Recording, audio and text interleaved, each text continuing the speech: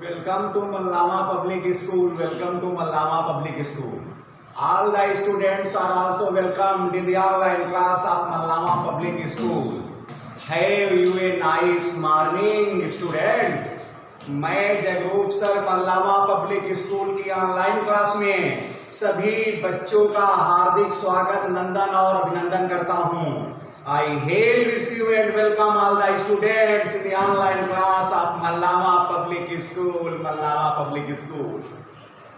आज हम आपको अगली कविता पढ़ाने जा रहे हैं। बेटे आज हम आपको क्या करने जा रहे हैं? अगली कविता जिसका नाम है An Elegy Written in a Country Churchyard by Thomas Gray. An Elegy Written in a Country Churchyard by. Today we are going to give you an important topic, an important poem, An Elegy Written in a Country Churchyard. An Elegy Written in a Country Churchyard by Thomas Gray. और जो कविता छूटी है उसका नाम क्या है? The true beauty by Thomas Carew. Thomas Gray और Thomas Carew का नाम समझ लेना, थॉमस ग्रे और थॉमस कैरियू। थॉमस जो ग्रे हैं और थॉमस कैरियू हैं। थॉमस ग्रे जात के गडरिया हैं और थॉमस जो कैरियू हैं वो उनसे अलग हैं, वो भी गडरिया। लेकिन थॉमस कैरियू तो पूरी तरह से गडरिया है। उन्होंने लिखा है सीमेंट का सफर, अभी बताएंगे बेटे। पूरी गडरिया की कहानी सुन लो यहाँ। एन एलिजी, देख लो बेटे स्पेलिंग है एन एलिजी रिटेन। बेटे इधर देखना अच्छे बच्चों। An elegy written in a country churchyard, in a country, और लिखा है चर्च और यार्ड। सबकी समझ में आ गया? ये अभी कुछ भी नहीं आया, आपने समझाया नहीं तो क्या समझ में आएगा बेटे? इसका लेखक है, माने इसके जो कवि हैं, कंपोजर हैं, उनका नाम क्या है बताओ बेटे? Thomas Gray. क्या नाम है? थॉमस, और इनका नाम है क्या? ग्रे। Thomas Gray. अब अपने यहां की दृष्टि से देखा जाए तो ये गडरिया हैं। थॉमस ग्रे कौन है? गडरिया। ये जो थॉमस ग्रे हैं वो जात के गडरिया है। बहुत अच्छे बच्चे समझेंगे। और इस कविता का नाम क्या है? बहुत अच्छे बच्चे देखेंगे। ऐन माने एक, इलिजी का अर्थ होता है बेटे प्यारे बच्चों शोक और गीत। बताओ कौन गीत? शोक गीत। ऐसी कविता जो जिसमें शोक ही शोक हो, जो किसी की मौत पर लिखी गई हो, शोक गीत। रिटेन माने लिखा गया। बेटे समझ में आया? लिखा और गया। ये एक शोक गीत लिखा गया। इन माने में, और ए माने एक, कंट्री माने देहात। बताओ हमने क्या बताया? ऐसा गांव जहां गडरिया ही रहते हैं, ऐसा गांव जहां सब गडरिया ही गडरिया है। एक छोटा सा पुरवा बेटे जिसमें गडरिया रहते हैं, भेड़ चराते हैं, बकरियां चराते हैं, उस गांव का नाम है, ये इन्होंने लिखा है, कंट्री चर्चयार्ड। एक देहात में लिखा गया। देहात के आगे और क्या है? चर्चयार्ड मीन्स गिरजाघर। बताओ कौन? गिरजा, गिरजा और घर। इसी का दूसरा नाम क्या है? जहां बेटे कब्रें गाड़ी, मतलब जहां पर लाशें गाड़ी जाती हैं, उसका नाम है कब्रिस्तान। कौन थान? कौन स्थान? कब्रिस। और थान इसका दूसरा नाम है कब्र का स्थान। बेटे बोलो क्या? कब्र का स्थान। सभी बच्चे समझ गए होंगे हमने क्या पढ़ाया है? कुछ भी नहीं समझ पाए हो?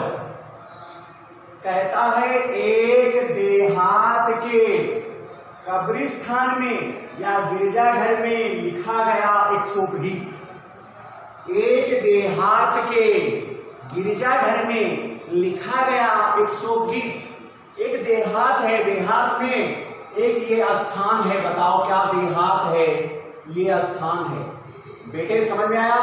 और गिरजाघर एक देहात के कब्रिस्तान में, इसका नाम मान लो ये स्थान है किसका? कब्र, जहां गाड़ी जाती है, कब्र का स्थान है। तो कहता है इसके अंदर लिखा गया है, इस कब्रिस्तान में ही लिखा गया है शोक गीत। सबकी समझ में आ गया? कहोगे आ गया हमारी समझ में। इसके इस स्थान में एक कब्र का स्थान है, यहाँ पर ये लाशें गड़ी हुई हैं। बेटे क्या गड़ा हुआ है? लाशें गड़ी हुई है। प्यारे बच्चों क्या गड़ा हुआ है? यहाँ पर ये लाशें गड़ी हुई हैं। इसमें पेड़ भी हैं, ये पेड़ हैं। ये पेड़ काहे के हैं? एक तो चीड़ और चिराबेल। बेटे समझ में आया? ये चीड़ और दूसरा क्या है? चिराबेल। अबाबिल नहीं, अबाबिल तो एक पक्षी का नाम होता है। चिरा और बेल। बेटे समझ में आया? हमने क्या बताया? चीड़ और चिराबेल के इसमें पेड़ पौधे हैं, झाड़ियां भी हैं। चीड़ और चिराबेल कैसे पेड़ होते पहले बताएं। जैसे बरगद, जैसे पीपल अपने यहाँ माना जाता है, वैसे पाश्चात्य देशों में चीड़ और चिराबेल माने जाते हैं। उनकी जो तना होता है उनका, वो ऐठा हुआ होता है।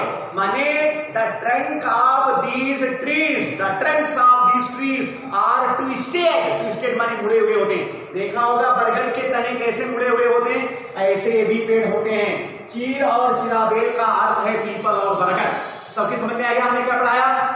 ये कहाँ है? बेटे कहोगे कब्रिस्तान में है। और इसी के अंदर लिखा गया एक शोक गीत है। सबके समझ में आया? किसने लिखा? थॉमस ग्रे ने लिखा।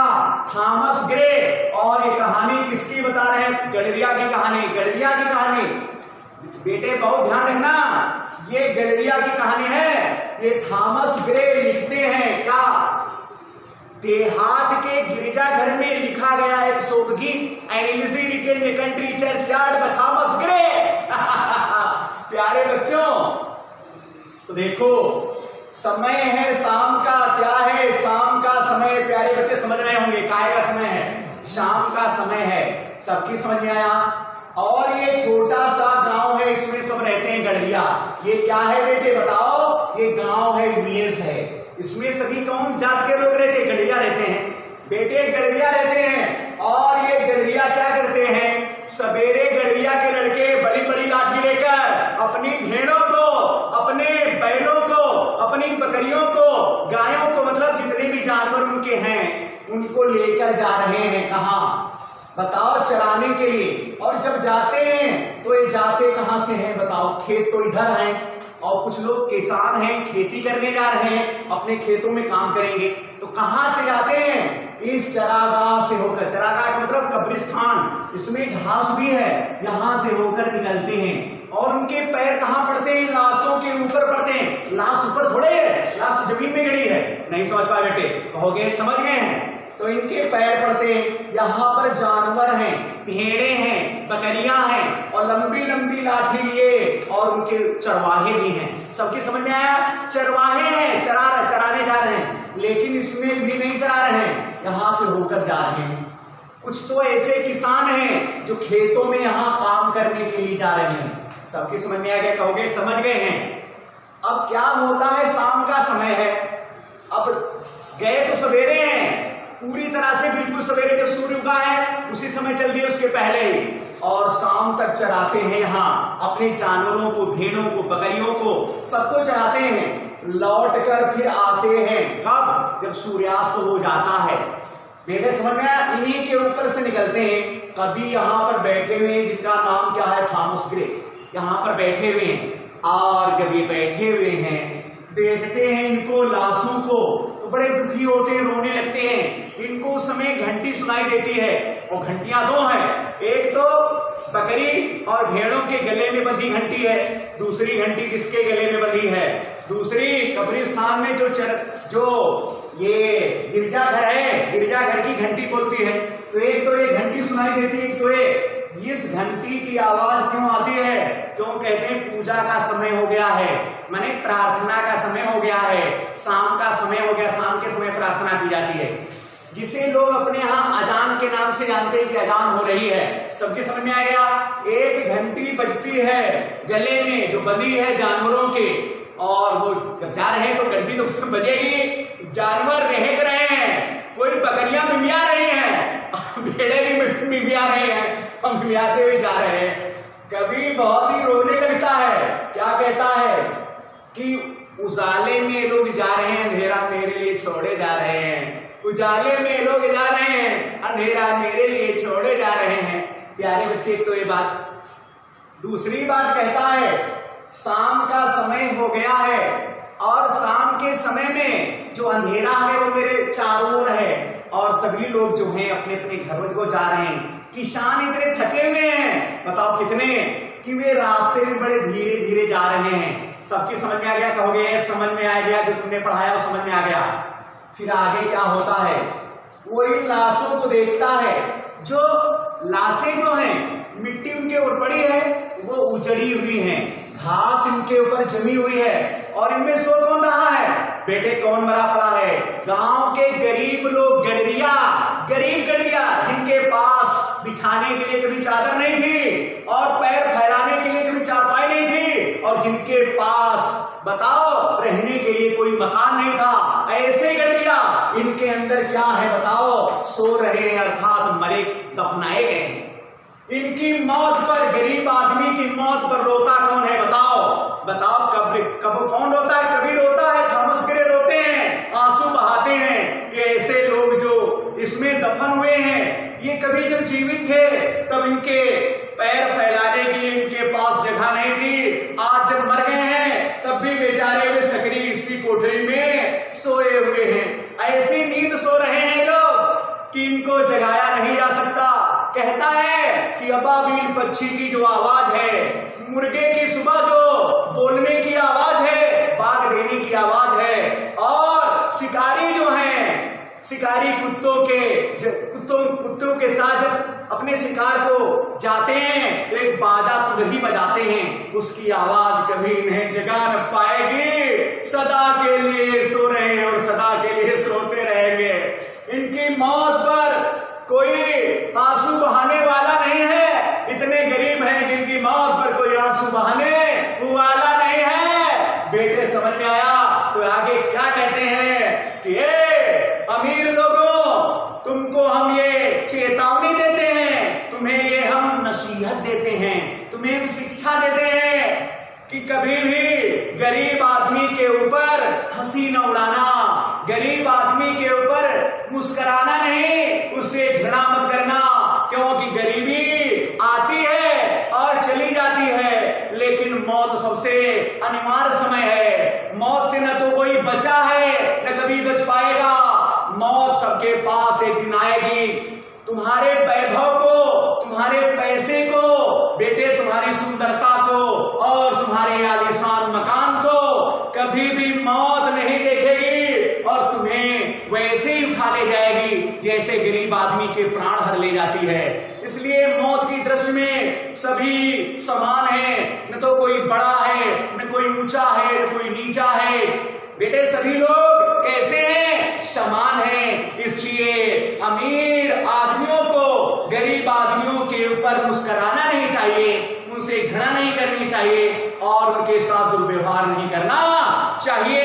बेटे समझ में आ गया है? कहोगे आ गया है समझ में? यही इस कविता का बताओ क्या है? उद्देश्य है, ध्येय है। इसलिए ये कविता लिखी गई। इसका नाम था elegy written in country churchyard by Thomas Gray. सभी बच्चे समझ गए हैं? कहोगे यस। हम आगे चलते हैं, कहानी को अंग्रेजी में बताते हैं। अंग्रेजी में ही तो सुनना है बेटे, अंग्रेजी में ही कहानी सुननी है। सभी बच्चे समझ गए हैं? हिंदी में समझ गए होंगे और अंग्रेजी में भी समझ जाओगे। देखो, Thomas Gray was a shepherd during his lifetime. He lived in England and he had given the depiction of an Elysee written in country churchyard. In this poem, he had described the conditions of the poor people. They are lying buried. They were lying buried in their graves in the churchyard of a country or rural area. The poet was sitting in a churchyard and he saw the graves which were dilapidated and ruined. The grass was grown over them.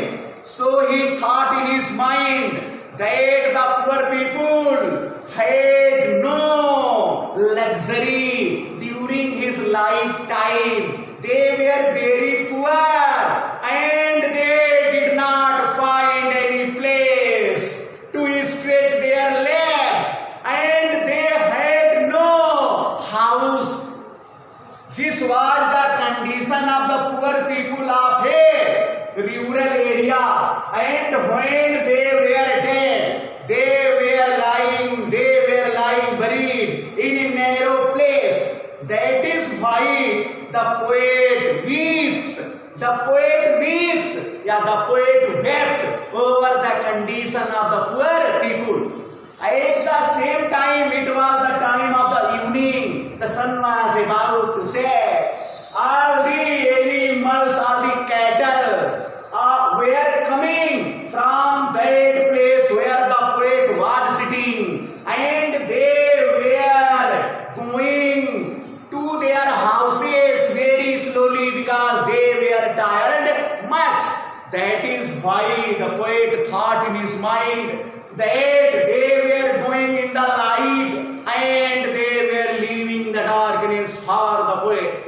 So he advises us that the rich persons should not hate the poor persons and they should not laugh at over the condition of the poor people, because death is the eternal time. It comes to all one day. None can escape themselves from the paw of death. It will come to all one day without any discrimination.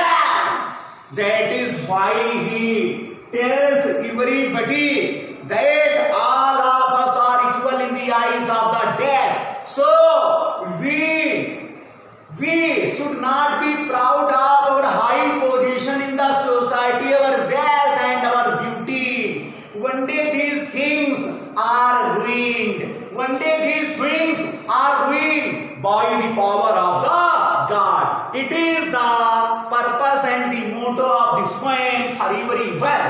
बेटे समझ गए होगे हमने क्या पढ़ाया? कहोगे समझ गए, कुछ ना कुछ तो समझ ही गए होगे मेरे प्यारे बच्चों, समझ जाओगे। अब इस कविता को पढ़ाने जा रहे हैं।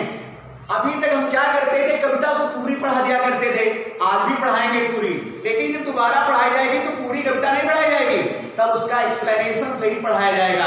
अभी तो ऐसे कविता पढ़ा दे रहे हैं, लेकिन जब अगले बार टेक्स्ट के बाद जिसमें से पढ़ाएंगे उसमें से कविता नहीं पढ़ाएंगे। एक स्टेंजा खत्म हो, दो खत्म हो, चार खत्म हो, इससे नहीं मालूम है, इससे नहीं मतलब है। मतलब ये भी है कि उसका एक्सप्लेनेशन भी सुनिएगा। थैंक्स। देखिएगा बेटे, अपने पास किताब निकाल लीजिए और कविता नंबर 4 है analysis written a country churchyard by Thomas Gray. एक एक बात बताएंगे, माने लिखते रहिए और वोकैबुलरी पर ध्यान दीजिए। वोकैबुलरी के वीडियो भी बनाएंगे, लेकिन वो परीक्षा की दृष्टि से इंपॉर्टेंट होंगे, पर समझने के लिए माने एक दो तो याद करना ही पड़ेगा। देखिएगा बेटे, याद नहीं करोगे, केवल वीडियो देख लो तब भी सब काम हो जाएगा, ज्यादा पढ़ने की आवश्यकता नहीं है, हम तो तुम्हारे साथ हैं। बेटे देखो लिखा है, The curfew tells the knell of parting day। क्या कहते हैं कभी थॉमस ग्रे कहते हैं The curfew, कर्फ्यू माने घंटी, टास माने बजती है। बेटे समझ में आया? The curfew माने घंटी, टास माने बजती है, घंटी बजती है। फिर आया है निल, निल माने भी घंटी, अब यहां पर भी टास जोड़ोगे, घंटी बजती है। तो दो घंटियां कौन है? एक घंटी जो है गिरजाघर की है, इस गिरजाघर में बंधी हुई है, वहां की घंटी की आवाज आती है। एक घंटी गले में बंधी है जानवरों के, तो दोनों घंटियों को उसने लिखा है द कर्फ्यू टास द निल। निल माने भी घंटी, कर्फ्यू माने भी घंटी। घंटी की दो अंग्रेजी बताई है, कर्फ्यू माने घंटी और दंडेल माने घंटी और टाल्स माने बजती है। सभी बच्चे समझ गए हैं, दो घंटियों की आवाज है, इसलिए दोनों घंटियां यहां लिखी हैं। एक तो गले में बंधी जानवर के, दूसरी घंटी कौन है? गिरजाघर की। पहली घंटी गिरजाघर की है और दूसरी घंटी कहां की है? गले में बंधी हुई है।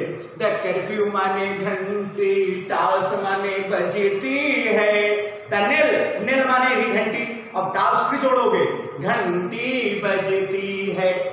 आगे लिखा है पार्टिंग और डे। पार्टी माने क्या होता? विदाई देना। पार्टिंग माने विदाई देना, अब डे माने दिन। दिन को कब विदाई दी जाती है? जब अंत हो जाता कब बजती है? पार्टिंग डे का अर्थ है शाम के समय। पार्टिंग डे का अर्थ क्या है? शाम के समय। पार्टिंग समझ गए हो? कहेंगे पार्टिंग, पार्टिंग माने विदाई देना। पार्टी का अर्थ क्या है? बारात। पार्टी माने दावत, बारात। यहाँ पर अर्थ है विदाई देना। और डे माने दिन। दिन को विदाई कब दी जाएगी? जब दिन चला जाएगा। कोई हमारे पास से जाता है तब उसको विदाई देते हैं। तो दिन को कब विदाई दी जाती है? जब जाता है। जाता कब है? शाम के समय। तो दोनों का अर्थ हो गया शाम के समय। बताओ घंटी कब बजती है मेरे प्यारे बच्चों? हो गए शाम के समय। घंटी बजती है शाम के समय। पार्टिंग डे का अर्थ है शाम का समय। सबकी समझ में आया? शाम का समय कब है? विदाई देने का समय। किसको? डे माने दिन को। घंटी बजती है दिन के विदाई के समय। दिन की विदाई कब होती है? शाम के समय। घंटी बजती है दिन की विदाई के समय। दूसरी लाइन देखोगे मेरे प्यारे बच्चों, द लोविंग, येलो डब्लू लो, लो माने निचला होता है। यहां पर अर्थ है रहकना। रहकते हैं, बम्बाते हैं। बम्बाना जानते हो? अरे मिमियाते हैं, मिमियाना तो जानते हो। ओके मेरे प्यारे बच्चों, द लोइंग माने मिमियाते हैं। बताओ रहकते हैं, बम्बाते हैं। और हर्ड, HERD, हर्ड माने जानवरों के झुंड। सभी प्यारे बच्चे समझ गए होंगे हमने क्या पढ़ाया है। HERD हर्ड माने जानवरों के झुंड। और लोइंग माने बम्बाते हैं, रहकते हैं, मिमियाते हैं। बताओ कौन बम्बाता है? जानवरों के झुंड। जानवर हैं जो आ रहे हैं यहां से, बम्बाते हुए आ रहे हैं। सबके समझ में आया? द लोबिंग हर्ड माने, लोबिंग माने नहीं समझ पाया? बम्बाना, रेखना, मिमियाना। ब्लीट माने मिमियाना होता है। सबके समझ में आया? हर्ड माने जानवरों के झुंड। बताओ कौन मिमियाता है? कौन रेंगता है? जानवरों के झुंड रेंग रहे हैं। क्या मेरे प्यारे बच्चे समझ में आया? हो गया, समझ गए हैं? आगे देखो, लिखा है विंड। विंड माने हवा के समान। हवा जैसे धीरे धीरे चलती है, हवा के समान। स्लोली माने धीरे धीरे। ओवर माने के ऊपर। और ली, LEA, ली माने चरागाह। LEA, ली माने चरागाह। तो चरागाह के ऊपर धीरे धीरे हवा के समान चलते हैं। कौन चलता है? बताओ। रहकने वाले जो जानवर हैं, रहकने वाले जानवरों के झुंड। बताओ चरागाह के ऊपर धीरे धीरे हवा के समान चलते हैं। कौन चलता है धीरे धीरे? जानवरों के झुंड। जानवरों के झुंड कैसे हैं? रहकने वाले हैं, मिमियाने वाले हैं और बम्बाने वाले हैं। बम्बाने वाले जानवरों के झुंड चरागाह के ऊपर हवा के समान धीरे धीरे चलते हैं। विंड माने हवा होता है और विंड माने हवा के समान चलना भी होता है। प्यारे बच्चे एक एक बात बता रहे हैं, समझ गए होंगे हमने क्या पढ़ाया है? बेटे दो लाइन समझ गए हो? कहोगे ये समझ गए हैं। तीसरी लाइन देखो, दी प्लाऊ मैन। प्लाऊ माने हल जोतना होता है। प्लाऊ मैन माने किसान। जो हल जोतने वाला आदमी कौन है? किसान। द प्लाऊ मैन माने किसान। और होमवार्ड माने घर की ओर। प्लाट्स माने चलता है या जाता। PLOD, प्लाट माने चलना। PLOD, प्लाट माने जाना। प्लाट्स माने जाता है। हिज माने अपने, वेरी माने थके हुए, अवे माने रास्ते पर। कौन जाता है? कहता क्या है कि जो किसान है वो अपने थके हुए रास्ते पर धीरे धीरे जाता है। द प्लाऊ मैन माने किसान। प्लाट्स माने चलता है। होमवार्ड माने घर की ओर चलता है। हिस माने अपने, वीरी माने थके हुए, वे माने रास्ते पर। किसान अपने थके हुए रास्ते पर धीरे धीरे चलता है, घर की ओर जाता है। बेटे समझ में आया? बताओ रास्ता थका है कि किसान थका है? कहोगे बेटे रास्ता नहीं थका, किसान थका। इसमें तो बताया गया रास्ता थका है। अपने थके हुए रास्ते पर, रास्ता नहीं थका है। थका तो किसान है। मेरे प्यारे बच्चे क्या लिखा है? लिखने वाले ने क्या लिख दिया? लिख दिया है रास्ता थका है। रास्ता नहीं थका, किसान थका है। क्या मेरे प्यारे बच्चे समझ गए हो? कहोगे समझ गए। अगली लाइन लिखी है, एंड माने और, लीव्स माने छोड़े जाता है। कौन छोड़ा जाता है? बताओ अच्छे बच्चे बताओ। जाते हैं। क्या छोड़े जाते हैं? दी वर्ल्ड माने संसार को छोड़े जाता है, डार्कनेस माने अंधेरे में, और टू मी माने मेरे लिए, और इस संसार को मेरे लिए अंधेरे में छोड़े जाता है। नहीं समझ पा रहे? कहता अपना तो प्रकाश में जा रहा उजाले में, लेकिन अंधेरा मेरे लिए छोड़े जा रहा है। कौन? एक ईशान। बेटे समझ में आया? एंड माने और, लीव्स माने छोड़े जाता है, और किसको?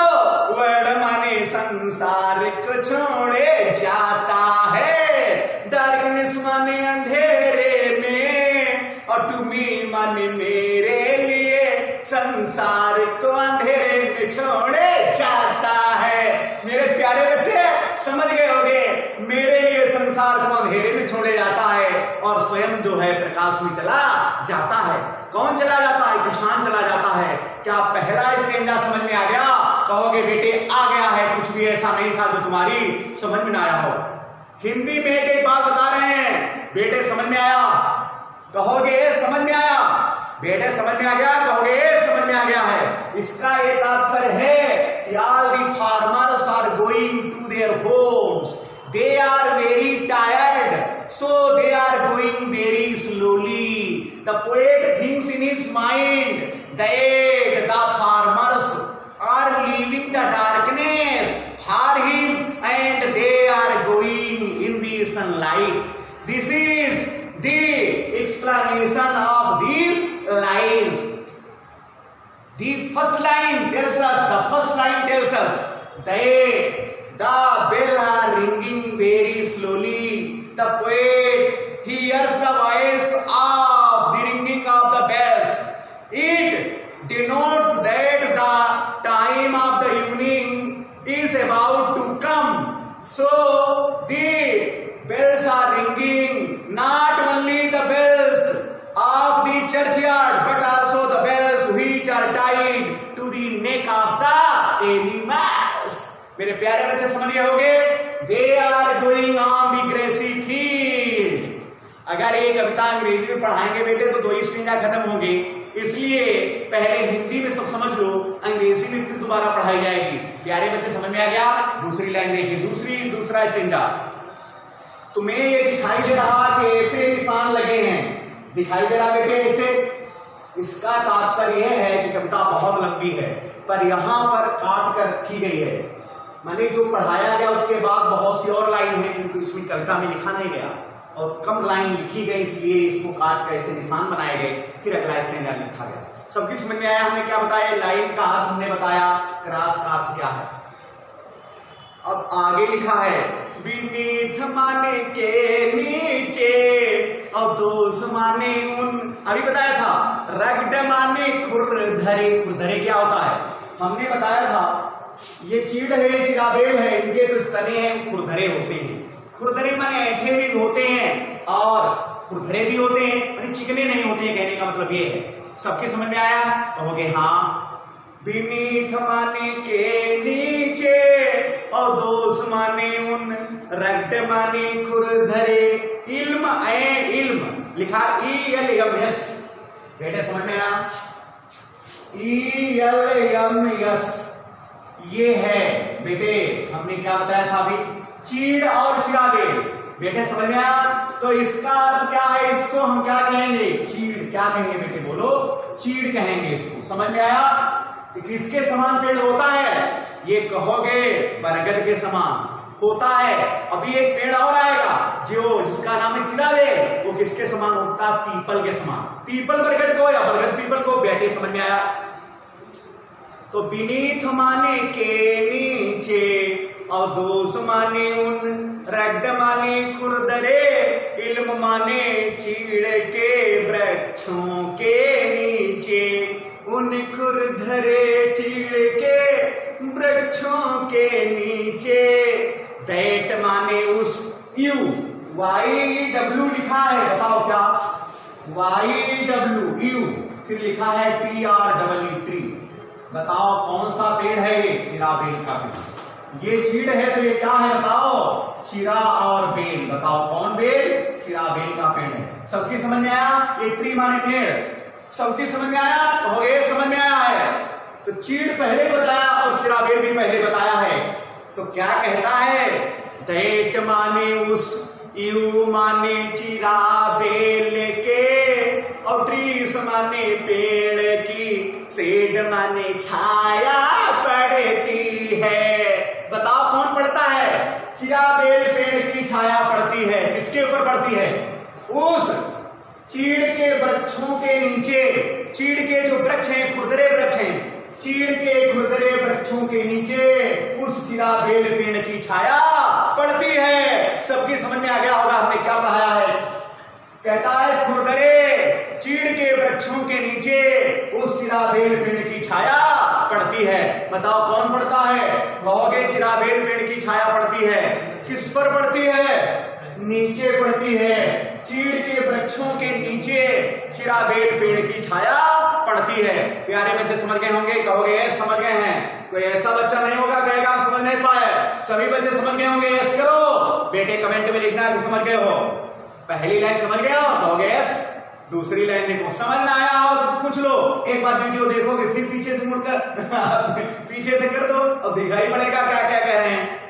फोयर माने जहां, हीप्स माने उभरे हुए, और टर्फ माने घसीला मैदान होता है। यहां पर दिखाई पड़ेगा बेटे TURF, टर्फ दिखा। ये सर्फ नहीं है, टर्फ है। टर्फ माने क्या होता है? एक ऐसा स्थान जिस पर घास जमी हो। घसीला स्थान माने इतना उभरा हुआ लाश जड़ी है, लाश है बेटे, समझ में? इसके ऊपर मिट्टी डाल दी जाती है और इस पर घास जमी है, इसको टर्फ कहा गया। टर्फ माने घसीला मैदान, घास का स्थान। सबकी समझ में आया? तो कहता होयर माने जहां, हीप्स माने उभरे हुए भाग हैं। भाई इस पर मिट्टी पड़ेगी लाश के ऊपर तो उभर जाएगा। और टर्फ माने उस पर घास जमी है। बताओ घास किस पर जमी है? उभरे हुए भाग, पृथ्वी के उभरे हुए जो भाग हैं उसके ऊपर क्या जमा है? घास जमी है। सबकी समझ में आ गया? फिर एक बार देखो, होयर माने जहां, हीप्स माने उभरे हुए भाग हैं, पृथ्वी के उभरे हुए भाग हैं। टर्फ माने जिन पर घास जमी है। टर्फ माने घसीला स्थान, घास जमी है। सबकी समझ में आ गया? कहोगे हाँ आ गया है। ये कहां है? ये हीप्स उभरे हुए भाग कहां है? बताओ उभरे हुए भाग कहां है? जहां पर चिराबेल पेड़ की छाया पड़ती है। माने उन स्थानों पर काहे की छाया पड़ती है? चिराबेल पेड़ की छाया पड़ती है। वहां पर कौन है? उभरे हुए पृथ्वी के भाग हैं जिनके ऊपर क्या है? टर्फ माने घास जमी है, हीप्स माने उभरे हुए भाग हैं। प्यारे बच्चे समझ गए हो? कहोगे यस।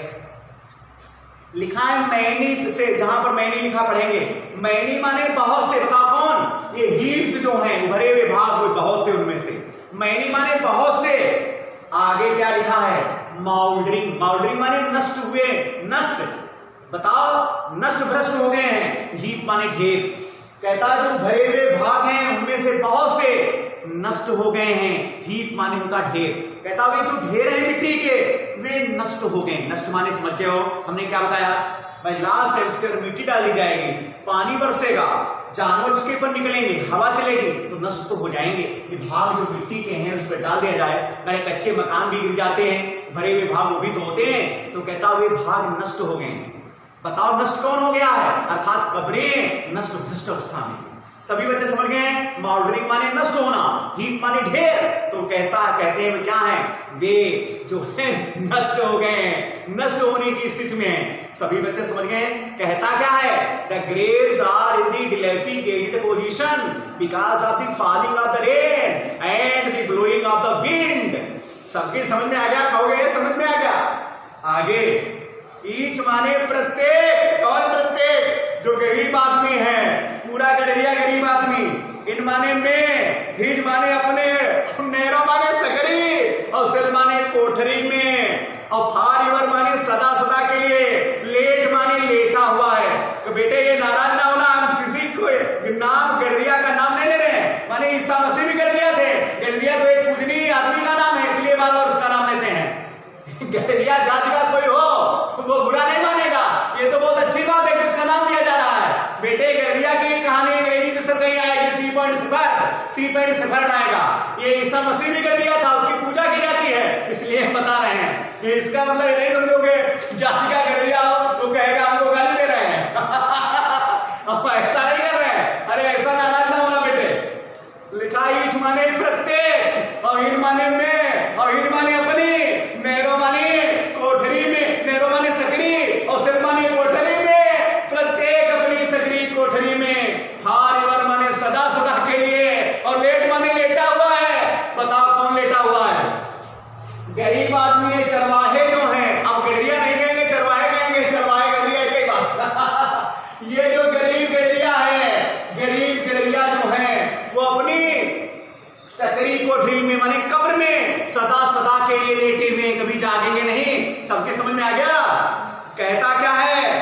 ईच माने प्रत्येक, अविन माने में, हिज माने अपनी, नेरो माने सकरी, सेल माने कोठरी में, फॉर एवर माने सदा सदा के लिए, लेट माने लेटा हुआ है। प्रत्येक जो व्यक्ति है, गडरिया का मतलब नहीं, प्रत्येक गरीब आदमी गांव का जो है वो अपनी कोठरी में सदा सदा के लिए लेटा हुआ है। कौन सी कोठरी? कब्र में लेटा हुआ है। प्यारे बच्चे समझ में आया? कहोगे अब कौन वे है? द रूट माने असभ्य, सब माने जो पढ़े लिखे नहीं थे, जो गरीब थे। असभ्य सुन की बात बताया है। असभ्य का मतलब चोर डकैत नहीं, असभ्य का मतलब जो पढ़े लिखे नहीं थे, जिनके अंदर कोई सभ्यता नहीं थी, और जो गरीब थे। भाई गरीब आदमी होगा, असभ्य होगा, हमारी तरह ये बांधेगा और चप्पल पहन कर इधर उधर जाएगा कि हम गरीबी है क्या करेंगे। द रूट माने असभ्य, और फोर फादर्स माने पूर्वज, और आप हैमलेट, हैमलेट माने पूर्वा बताया था, छोटा स्थान, और स्लीप माने सोए हुए हैं। कहता क्या है? असभ्य पूर्वज, एक पूर्वा के, एक छोटे से गांव के, और स्लीप माने सोए हुए हैं। बेटे समझ में आया? असभ्य पूर्वज अर्थात गरीब आदमी, हैमलेट माने पूर्वा के, और स्लीप माने इसमें सोए हुए हैं। किसमें सोए हुए हैं? कब्रों में सोए हुए हैं। और वे कौन है? पूर्वज हैं, हमारे पूर्वज हैं, असभ्य पूर्वज हैं, जो पढ़े लिखे नहीं थे, जो गरीब थे। वो क्या है? इसमें सोए हुए हैं, प्रत्येक अपनी कोठरी में सदा सदा के लिए सोया हुआ। दो स्टेजा खत्म हो गए। कहोगे सबकी समझ में आ गया होगा? बेटे समझ में आया? तीसरा स्टेजा पढ़ाने जा रहे हैं। दूसरे स्टेजा में लिखा हुआ है क्या? कहना चाहता है the poor people are lying buried in their narrow grave and they cannot rise, because they are sleeping eternal sleep, eternal slumber. That is why the shade of these trees are falling over them. They are in the dilapidated position. It is the explanation of these lines. अभी explanation नहीं बताया, हम बता रहे हैं, इसे लिखा जाएगा लेकिन बाद में पढ़ाएंगे। अच्छे बच्चे बोलो, आगे देखो। तीसरा स्टेंजा द ब्रीजी। ब्रीजी एक साबुन, ब्रीज साबुन आती है? नहीं आती, नहीं देखी, कोई बात नहीं। ब्रीज माने होता है सुगंधित हवा। कैसी हवा? सुगंधित हवा, सुबह की सुगंधित हवा। लेकिन सुबह तो आगे लिखा है, इसमें ब्रीज का अर्थ है केवल हवा मान लो। लिखा है काल माने पुकार, सवेरे जाओगे बाप को, फर हवा चलती है, तो काल माने वही पुकार, हवा की पुकार। सबकी समझ में आया? आगे लिखा है द इंसेंस, इंसेंस माने खुशबू, खुशबू का मतलब सुगंधित। तुमने एक बात देखी होगी, धूप जलाया जाता है, धूप का धुआं तो खुशबू से आती है। सबके समझ में आया? तो इंसेंस माने खुशबू, और ब्रीदिंग माने सांस लेना। जब हवा में सांस लेंगे तभी तो खुशबू हमारे अंदर जाएगी। नहीं जान पाए? यहां पर अभी इत्र छिड़क दिया जाए, सेंट छिड़क दिया जाए, जब हम सांस लेंगे तभी इत्र की खुशबू हमारे अंदर जाएगी। प्यारे बच्चे समझ गए हो? और मार्न माने मॉर्निंग, मार्न माने सुबह, तो सबका अर्थ क्या हो गया? सुबह की सुगंधित हवा की पुकार। नहीं समझ पाए? सुबह की सुगंधित हवा की पुकार। द ब्रीजी माने, ब्रीजी का हम अर्थ बताते हैं सबका, सुबह की सुगंधित हवा, ब्रीज हो गया। काल माने पुकार। फिर आगे लिखा है क्या? द इंसेंस, इंसेंस माने खुशबू, ब्रीदिंग माने सांस लेना।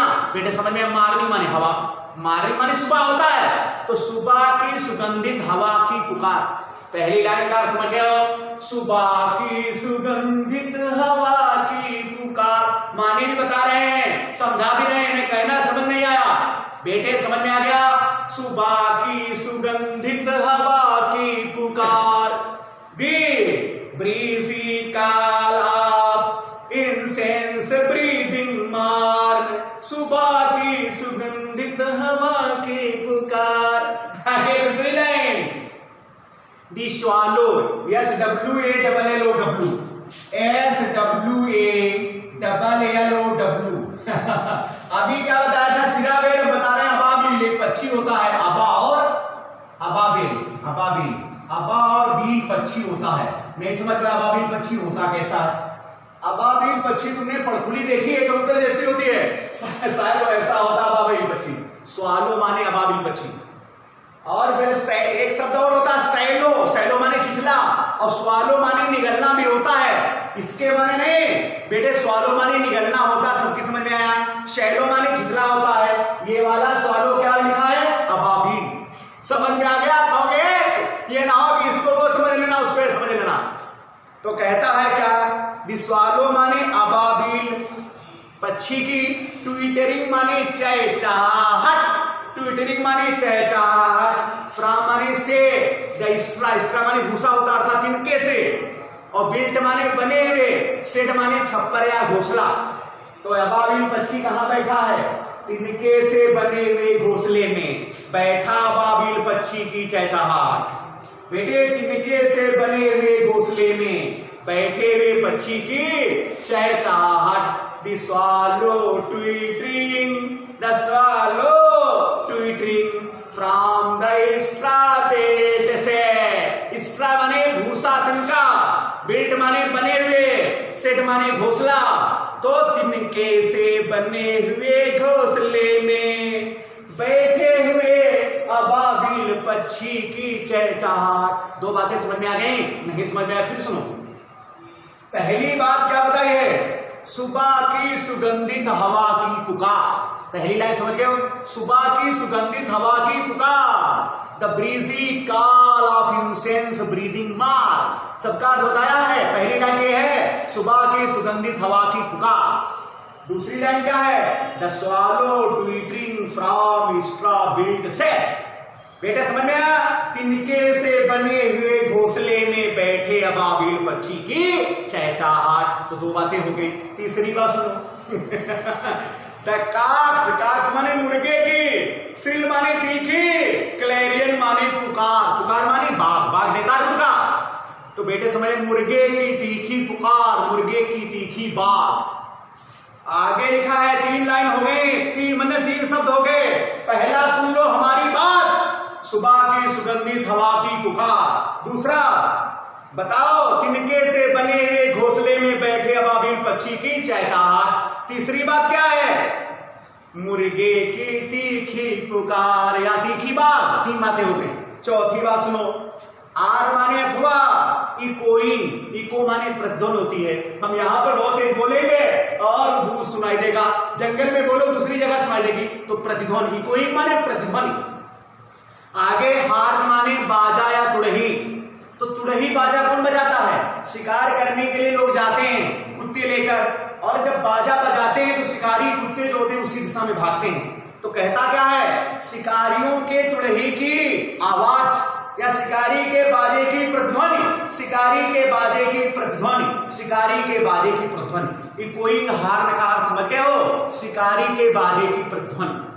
चार बातें हो गई हैं, फिर चारों सुनो। सुबह की सुगंधित हवा की पुकार, तिनके से बने हुए घोंसले में बैठे अबाबिल पक्षी की चहचहाहट, मुर्गे की तीखी आवाज और शिकारी के बाजे की आवाज। चार बातें हो गई। अब आगे लिखा है, नो माने नहीं, अमोर माने ज्यादा, सैल मानेगी, राउस माने जगह पाएगी, और दिन माने उनको, ये उनको जगह न पाएंगी। किसको जगह नहीं पाएंगी, लोग लेटे हुए हैं, मरे लेट लोगों को जगह न पाएंगी। फ्रा माने से और देर माने उनके, लोली माने निचले, इसको लवली भी कह सकते हो। लोली माने निचले और लवली माने सुंदर प्यारे। वो बेड माने बिस्तर से, उनके प्यारे प्यारे बिस्तर से उन्हें जगह ना पाएंगे, या उनके निचले बिस्तर से, नीचे सो रहे। लो माने निचला भी होता है, येलो डब्लू, और लवली ऐसे लिखना था उसको, नहीं लिखा कोई बात नहीं, लिखा है लो और ली। यही है, माने निचले बिस्तरों से उन्हें कभी न जगह पाएंगी। कौन नहीं जगह पाएगा, हमारी बात सुनो। सुबह की सुगंधित हवा की पुकार, तिनके से बने हुए घोंसले में बैठे अबाबिल पक्षी की चहचहाहट, मुर्गे की तीखी बात और शिकारी के बाजे की प्रतिध्वनि उन्हें कभी न जगह पाएगी। उनके निचले बिस्तरों से, अर्थात उनके प्यारे बिस्तरों से उन्हें कभी जगह नहीं पाएगी। प्यारे कुछ समझ गए हो, कहोगे यस। कहना चाहता है, they are dead, they can not hear the voice of the morning call, and they can not hear the voice of the trumpet of the hunters, and दे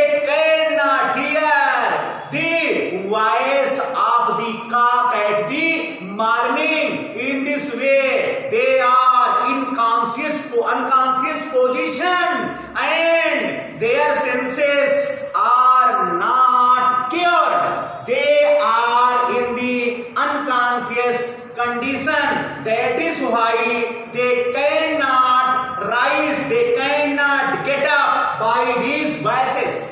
प्यारे बच्चे समझ गए हो, तुमने कुछ पढ़ाया नहीं है, केवल ऐसे बता रहे हैं, हिंदी में पढ़ा रहे हैं, हिंदी में सुनो, अंग्रेजी में पढ़ने की भी कोई आवश्यकता नहीं है। बेटे समझ में आया?